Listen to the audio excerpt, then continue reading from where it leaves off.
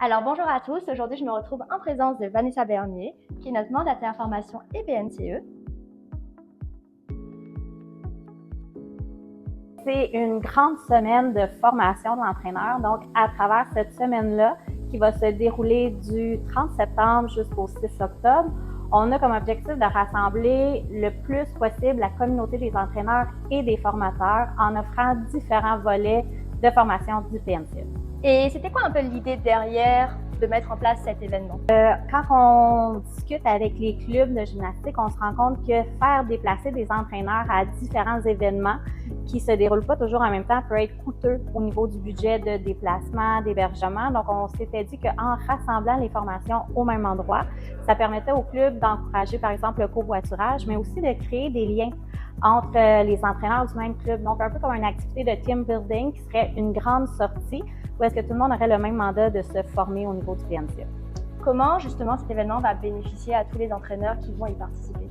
Bien, en fait, habituellement, une formation se donne un seul niveau, une seule discipline dans un gymnase. Et là, on a décidé de combiner différentes formations de différentes disciplines. Donc, les entraîneurs vont vraiment pouvoir voir, OK, mais qu'est-ce qui se passe en sport de trampoline? Qu'est-ce qui se passe en gymnastique artistique féminine ou masculine?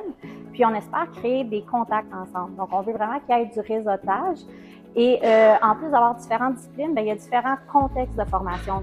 Et est-ce que du coup cet événement répond réellement à un besoin qui était naissant dans la communauté? Oui, je crois que oui, parce qu'on doit revoir la manière de présenter les formations aux entraîneurs. On veut surtout chercher à les motiver. La formation continue, elle est importante et des fois, les formateurs, ils manquent de temps ou ils manquent de ressources budgétaires pour participer aux formations.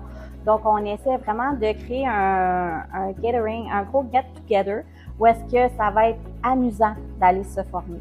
Comment cet événement peut contribuer à démocratiser le métier d'entraîneur?